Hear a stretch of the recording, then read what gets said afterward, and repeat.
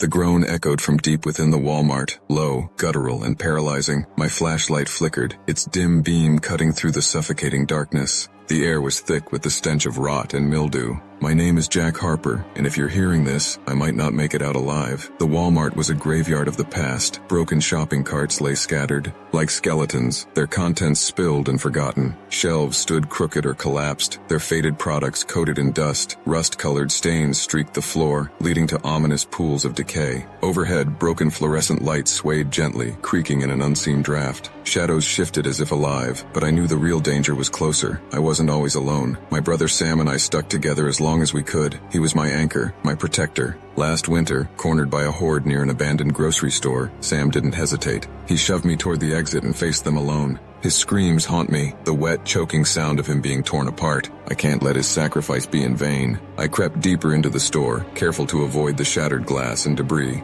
The silence was oppressive, broken only by the faint hum of wind slipping through cracks. My stomach growled, loud enough to feel like a betrayal. Then it happened. A tin can rolled underfoot, clattering against the hard floor. The sound echoed like a gunshot. I froze, heart pounding. For a moment nothing, then the groan, low, guttural, and joined by others, a chorus of death. My blood turned to ice. They were here. I ducked behind a toppled shelf, gripping my knife with trembling hands. The zombies shuffled forward, their bodies jerking unnaturally. One had a chunk of its face missing, exposing bone and rotting tissue. Its cloudy, unblinking eyes scanned the room. I held my breath, praying they wouldn't hear me, but they were getting closer. I had to move. I bolted, boots pounding against the floor. The zombies groaned louder, their heads snapping toward the sound of my footsteps. I dashed through the toy section, past broken dolls with lifeless eyes that seemed to watch me. The electronics aisle was next, shattered TVs reflecting distorted images of the chaos. Then I saw it, the emergency exit. I slammed into the door, but it didn't budge. Panic surged as the first zombie lunged at me, jaws snapping inches from my face. I drove my knife into its skull, the wet crunch sickening. More were coming. Desperate, I shoved the door again and it gave way. I stumbled into the parking lot, a wasteland of rusted cars and overturned carts. Zombies wandered between vehicles, their silhouettes shifting in the moonlight. Their groans rose, a chilling symphony of death. I darted between cars, heart racing. A zombie pinned inside a vehicle clawed at the shattered glass as I passed. Another grabbed my ankle from beneath a truck. I kicked free, falling hard onto the asphalt.